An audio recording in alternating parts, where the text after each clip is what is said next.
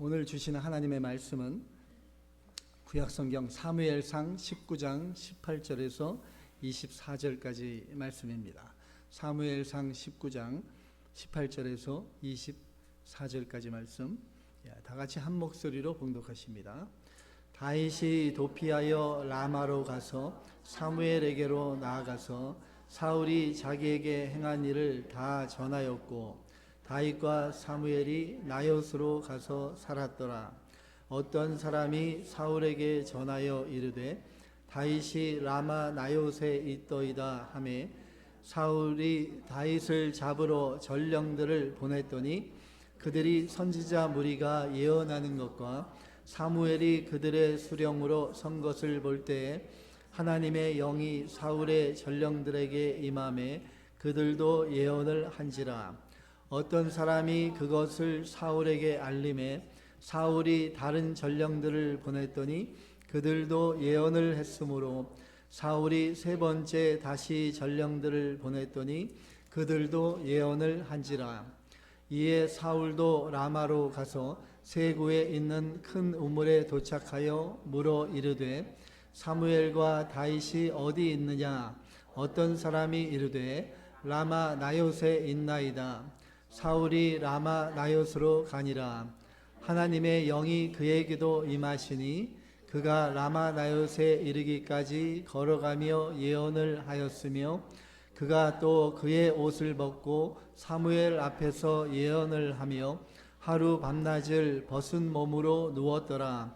그러므로 속담에 이르기를 사울도 선지자 중에 있느냐 하니라. 아멘. 네, 자리에 앉으시기 바랍니다. 네. 오늘 전해드릴 말씀의 제목은 라마 나요스 교회입니다. 그러니까 라마에 있는 나요스 교회라는 의미죠. 제목 다 같이 해보시겠습니다. 시작. 라마 나요스 교회. 아멘. 사람들은 이렇게 환경의 영향을 받게 되어 있습니다. 향기로운 꽃밭에 쫙 가면은 기분이 즐거워지고, 꽃향기가 쫙 온몸에 배는 것 같은 그러한 즐거움이 있습니다. 근데 또 반대로 막 시끄럽고 어지러운 곳에 가면 마음도 함께 산만해집니다. 그래서 교회가 꽃밭과 같이 돼야 좋죠.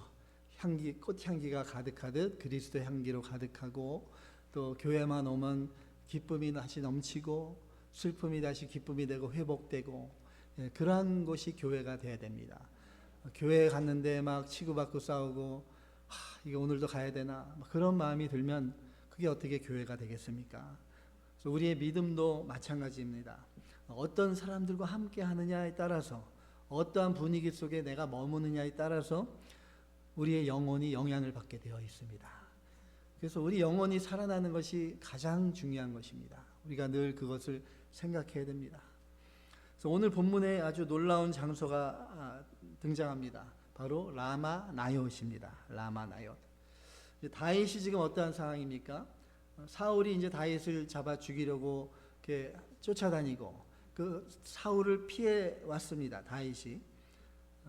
그래서 다윗이 이제 사무엘이 있는 라마 나요스로 도망온 것입니다. 그런데 이상한 일이 일어납니다.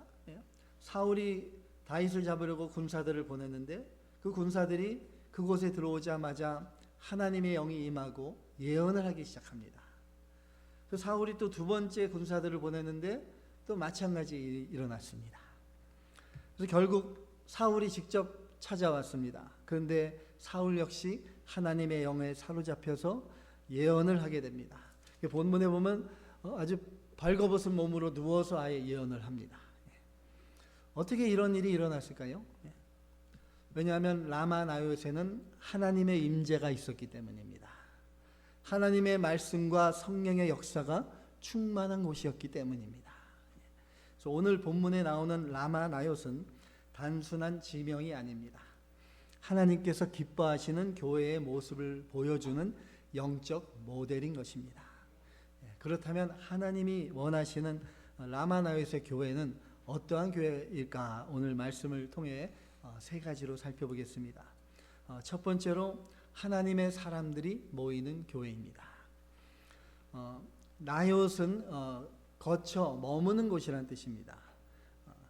이 라마나요스에는 하나님의 사람인 사무엘이 있었습니다.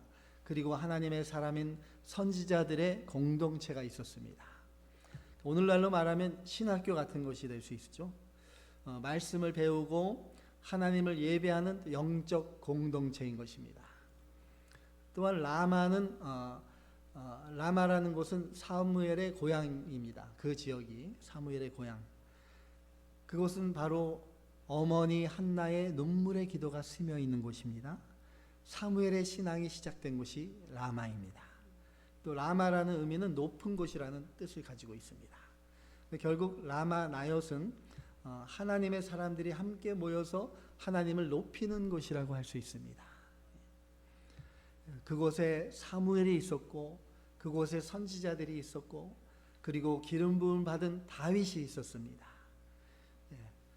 그 라마나요스에 모인 그들은 세상적으로 볼 때는 완벽한 사람들이 아니었습니다.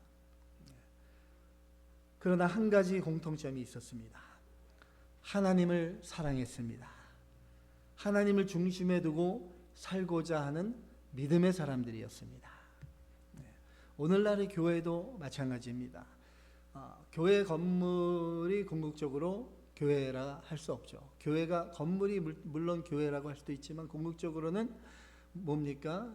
예수 믿는 성도들의 모임, 예수 그리스도를 믿고 성령이 거하시는 성도들의 모임이 교회인 것입니다.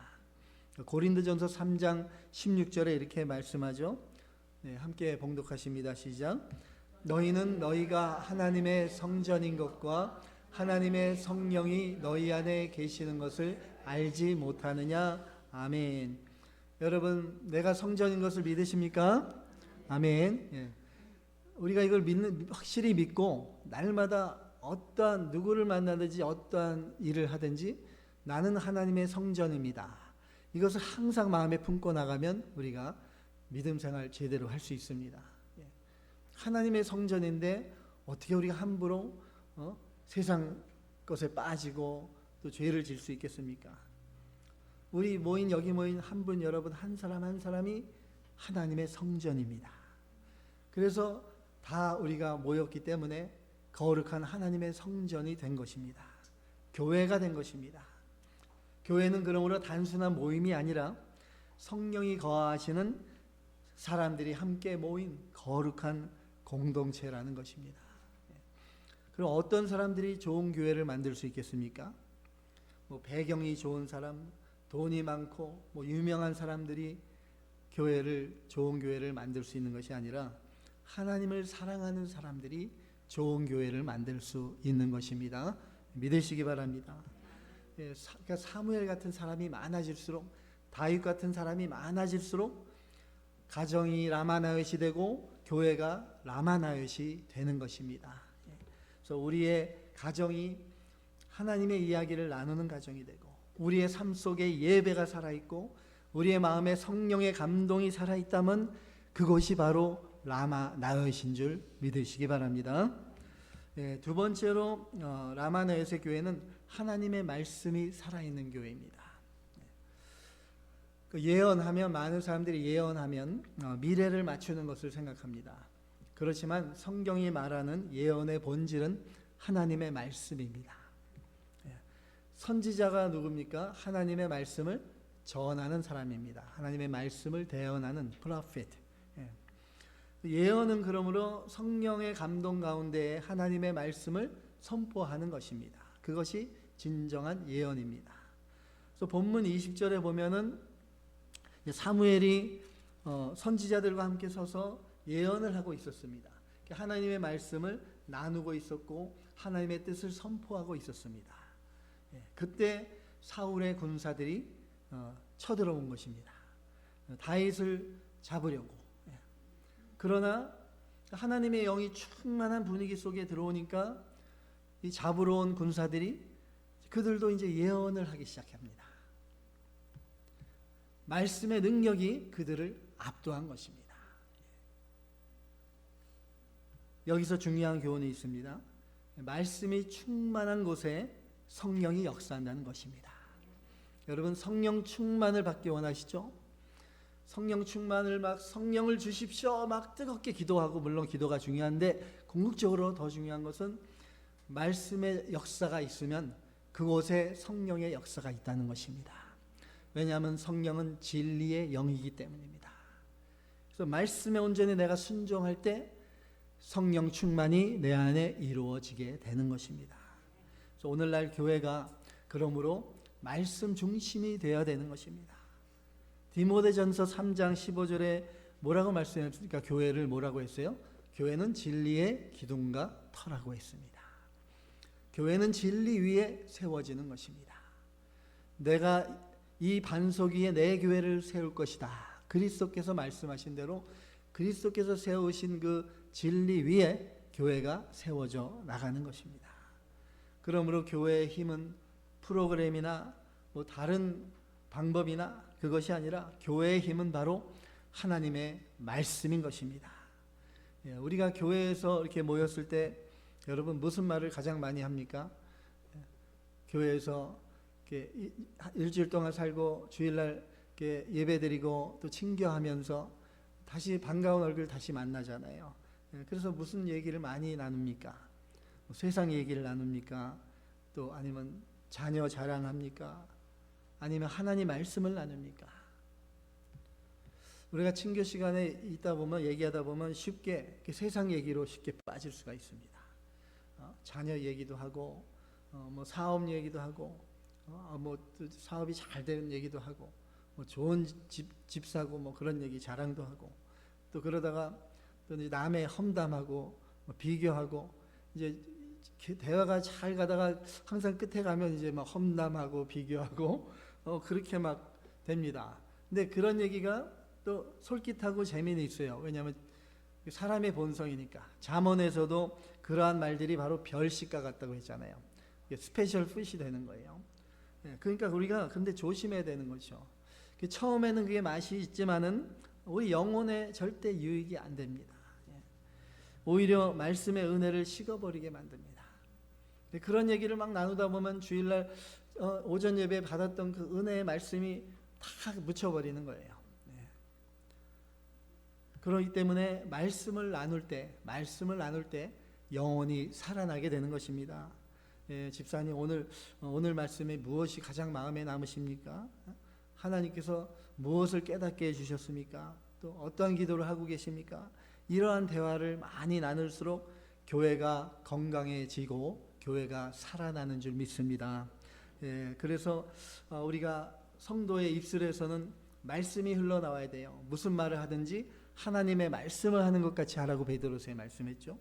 말씀으로 위로하고 말씀으로 격려하고 말씀으로 세워갈 때, 그렇게 나갈 때 교회 새로운 분들이 은혜를 받게 됩니다. 그 분위기에, 그 성령 충만한 분위기에 사울의 군사들이 감동받은 것처럼 그렇게 감동받게 되는 것입니다. 말씀에 와서 같이 파묻히게 됩니다. 그리하여서 변화의 역사가 있게 되는 것입니다. 사울이 선지자 중에 있는 것과 같은 놀라운 역사가 나타나게 되는 것입니다. 이것이 진정한 라마 나요신 것입니다. 세 번째로 이제 살펴볼 내용, 라마 나요의 교회는 원수도 하나 되는 교회입니다. 본문에서 가장 놀라운 장면이 이것입니다. 다윗을 잡으러 온 사람들이 오히려 하나님의 영에 사로잡혔습니다. 원수로 왔다가 형제가 되어버린 것입니다. 사울 역시 마찬가지입니다. 다윗을 잡아 죽이려고 살기 어린 마음으로 딱 왔는데 하나님의 임재 앞에 무너졌습니다. 그래서 옷을 벗고 하루 종일 예언했습니다. 말씀에 완전히 파묻힌 것입니다. 이 모습은 바로 인간의 교만이 벗겨지고 분노가 벗겨지고 증오가 벗겨지는 그러한 모습을 보여주는 것입니다. 그래서 하나님의 은혜 앞에서는 누구도 강할 수 없습니다. 하나님의 은혜 앞에 다 녹아내립니다. 하나님의 사랑 앞에 그 누구도 원수로 남을 수 없습니다. 우리 그리스도의 사랑은 원수까지도 녹이는 강력한 뜨거운 사랑이기 때문입니다. 그래서 교회가 바로 이러한 곳이 되어야 됩니다. 상처받은 사람들이 와서 치유를 받고, 분노했던 사람들이 와서 평안을 얻고, 용서를 다시금 체험하고, 외로운 사람들이 와서 사랑을 경험하고, 굳었던 마음이 녹아지는 것, 그것이 바로 진정한 교회의 모습인 것입니다. 이사야, 구약성경 이사야서에 보면 장차 올 하나님의 나라를 이렇게 표현했습니다. 장차 올 밀레니엄, 천년 왕국을 이렇게 표현하고 있는 것입니다. 이사야 11장 6절에서 9절 함께 봉독하십니다. 그때에 이리가 어린 양과 함께 살며 표범이 어린 염소와 함께 누우며 송아지와 어린 사자와 살찐 짐승이 함께 있어 어린아이에게 끌리며 암소와 곰이 함께 먹으며 그것들의 새끼가 함께 엎드리며 사자가 소처럼 풀을 먹을 것이며 젖먹는 아이가 독사의 구멍에서 장난하며 젖된 어린아이가 독사의 굴에 손을 넣을 것이라. 내 거룩한 산 모든 곳에서 해됨도 없고 상함도 없을 것이니 이는 물이 바다를 덮음같이 여호와를 아는 지식이 세상에 충만할 것임이니라. 아멘. 이거는 궁극적으로 장차 이 땅에 임할 그리스도의 왕국, 천년 왕국의 모습을 보여주고 있는 것이지만, 또 우리가 이 땅에 살아가는 동안에도 내 안에, 또 교회 안에, 가정에 이러한 하나님의 나라가 이루어질 것을 말씀해 주신 것입니다. 물이 바다를 덮음같이 여호와를 아는 지식이 세상에 충만할 것입니다. 여호와를 아는 지식, 하나님의 말씀에 충만한 역사가 있으면 이러한 아름다운 천국이 이루어진다는 것입니다. 여러분, 우리가 사람들을 동물로들 비유하잖아요. 어떤 분은 여우 같다 그러고, 죄송합니다 여자분들, 여우 같아. 어떤 분은 뭐 토끼 같다 그러고, 어떤 분은 막 사자 같은 분이 있고, 이리 같은 분이 있고, 그러한 다양한 사람들이 모였지만 그러한 사람들이 다 함께 풀을 먹을 것이다. 하나님의 말씀을 먹고 말씀으로 변화되는 역사가 나타나는 것입니다. 교회 안이. 그러므로 우리는 늘 말씀 중심으로, 하나님 중심으로 나가야 되는 것이에요. 이러한 모습이 얼마나 정말 아름다운 모습입니까? 사자가 풀을 먹으면서 양과 함께 풀밭에 누워서 평화롭게 풀을 뜯고 있는 그 모습, 그것이 바로 진정한 천국입니다. 그러한 천국이 우리 기쁨의 교회 안에 이루어질 줄 믿습니다. 해함도 없고 상함도 없는 나라, 서로 헐뜯는 것이 없고 서로 비방하고 그러는 것이 아니라 말씀으로 권면해주고 위로해주고 기도로 또 다시금 복돋아주는 그러한 여호와를 아는 지식이 충만한 우리 몸된 교회, 그 말씀이 충만하게 되면 결국 평화가 찾아오게 되어 있습니다. 성령이 충만하게 되면 사랑이 회복될 줄 믿습니다. 예수님께서 십자가로 우리와 하나님 사이에 원수되었던 담을 예수님께서 다 허물어 주신 것입니다. 이제 우리는 그리스도의 피로 하나가 된 것입니다. 그 놀라운 은혜와 사랑을 받은 우리인데 우리가 어떻게 형제를 미워하며 살 수 있겠습니까? 그래서 교회 안에는 경쟁보다 사랑이 있어야 되고, 비난보다는 격려가 있어야 되고, 정죄보다는 용서가 있어야 되는 것입니다. 신약성경 히브리서 12장 14절, 이번 주간 한 주간 주시는 하나님의 말씀입니다. 히브리서 12장 14절 눈 감고 다 같이 봉독하십니다 하면 지금은 너무 이르죠. 일단은 보고 집중해서 읽으시고 마음에 새기시기 바랍니다. 다 같이 시작. 모든 사랑과 더불어 화평함과 거룩함을 따르라. 이것이 없이는 아무도 주를 보지 못하리라. 아멘. 이것이 없이는 아무도 주를 보지 못하리라. 하나님을 만날 수 없다는 것입니다. 화평함과 거룩함을 따라야 됩니다. 그럴 때 하나님이 거하시고 화평이 있는 곳에 하나님이 기뻐해 주시는 것입니다. 오늘 말씀 결론을 맺겠습니다. 여러분, 사랑하는 여러분, 라마 나옅은 단순한 지명이 아닙니다. 하나님을 모시는 하나님의 사람들이 모여 있는 곳이고 하나님의 말씀이 살아있는 곳입니다. 원수까지도 변화되는 곳입니다. 하나님께서는 우리 기쁨의 교회가 이러한 라마 나옅이 되기를 원하십니다. 성령이 충만한 교회, 말씀이 충만한 교회, 사랑이 충만한 교회, 그리하여 사람을 변화시키고 상처를 치유하고 원수도 형제가 되는 교회, 그것이 우리 기쁨의 교회가 되기를 주님의 이름으로 축원합니다. 시편 133편 1절 말씀 암송하신 분도 있을 텐데, 저는 이 말씀이 너무나 아름다워요. 이 말씀만 딱 이렇게 묵상하면 막 마음이 너무나 평안해집니다.